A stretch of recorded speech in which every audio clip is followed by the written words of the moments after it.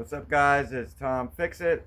I'm going to show you today how to do a master cylinder, the clutch master cylinder on a 2011 through 2014 Mustang GT. Usually you can tell that your master cylinder has gone bad. You won't shift. You can try to shift, push down the clutch, and it won't go. It won't go in any gear. Even though you're pushing the clutch, it won't go, nothing, it's stiff. It's usually your master cylinder, and due to time restraints, I'm not going to show you the whole install. I'm just going to show you what's going on. And it starts right here. You have two tubes coming out of your brake reservoir here. One comes out right here. You have to disconnect. There's a clip right here. You take the clip off, pull this off, plug it, because you don't want brake fluids seeping out. It's a good idea to have a rag down here. Brake fluid will eat your paint. That's your first one. Your second one is down here. It's really hard to see. That goes into the bottom down there. There's a little pin right here that is really hard to get out. I used a little flat screwdriver and just kept twisting and twisting until the flat, it's a pin. It pops out. I'll show you the pin. Hold on.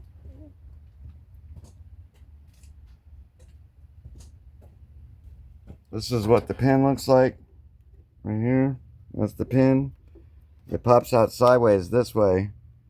Once you pop the pin out, this other tube pops right out of there. So then you got both tubes out of there. Then you got to go underneath your dash, which is the hard part. You have to take out this contraption right here. It's your clutch and your brake. Okay, so you're going to have to use your imagination. This is underneath your car where your clutch and your brake go. There's 4 bolts behind your brake. 1, 2, 3, 4. They're actually nuts, I mean. You have to get those 4 nuts out. And then way up underneath, there's 2 bolts. 1, 2 bolts. That will make this whole contraption fall out. Once you have these 2 tubes that I was just telling you about, that's the one. This is the other one. Got those disconnected. You take those bolts and nuts out. And then there's a wire connection here. And then there's a wire connection right here on the side. Just look for any wire connections. You'll know once you start trying to get it out if any wires are being like, no, I don't want to let go. There's also, you have to disconnect your brake pedal. Your brake pedal is connected to your brake booster right there. That's this little blue, white, whatever you want to call it, pin. This goes in from the side right here, and it's kind of like a Christmas tree. You got to squeeze these 2 prongs right here at the same time as you get like a little screwdriver and pry on it. Squeeze and pry. This will pop out. And then all your bolts, pop this out, and then your master cylinder is right here. These 2 Allen key nuts are holding it in. You get the new one, put it in, and then you're talking about reinstall. And it's the same thing for the reinstall. You start with putting the nuts back, or the bolts back in the top, the nuts back in, put your brake pedal back on, and then connect all of your electric connections. These go through the firewall over there, along with this. Don't forget this. This is very important. This is your firewall insulator. Keep your firewall, so water and stuff don't get through there.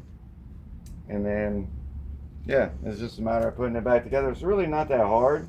It's just a really long process. It takes a while to do this. Probably 2 days, I would say. That's why I didn't make a video of me doing the whole process. It's because this is a 2-day process at least. So, yeah, that's it. It's really not that hard. Oh yeah, that's the other wire connection is right here. It's your sensor on your brakes so that your lights come on. That's the one I was looking for. So your brake lights come on. You'll see all the wire connections. The wire connections are basically easy. You just twist them and they pop right out. There's nothing to them. These just pull. There's no squeezing or anything. You just pull them off. This one just pulls off.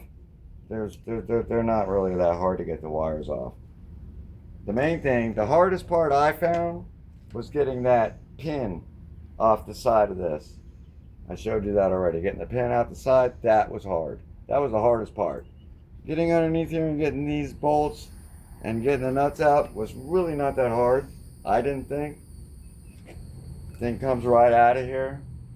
And then after you put the new one back in, there's a bleeding process because now this is full of air.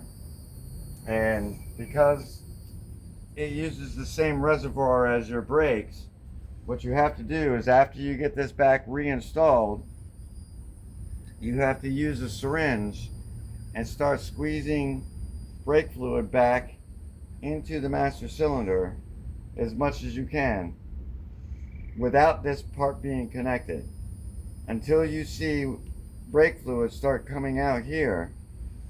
Once you squeeze enough brake fluid to where it's actually dripping out this side, you can make these reconnections, and then this is a self-bleeding system. So once you've done that, you can get in your car, pump the clutch a few times, and it should work the air bubbles out. You should feel your clutch start getting stiffer and stiffer until you got a good feel to it, and then you should be good to go. If you have other problems with it, you can take this top off right here and get a vacuum pump from like AutoZone or your local parts store or whatever. They sell or they rent a vacuum pump, and you can actually, if you really have a problem after doing what I just said, you can try to use the vacuum and suck more of the air bubbles out. But in all of my experience, I haven't had a problem with this bleeding out. It usually bleeds out as long as you squeeze brake fluid through here till it starts dripping. It shouldn't be a problem. The air bubbles kind of work themselves out from you pushing the clutch a few times. So hope this was helpful. I appreciate y'all. Hit the like and subscribe button, and good luck. Have a good day.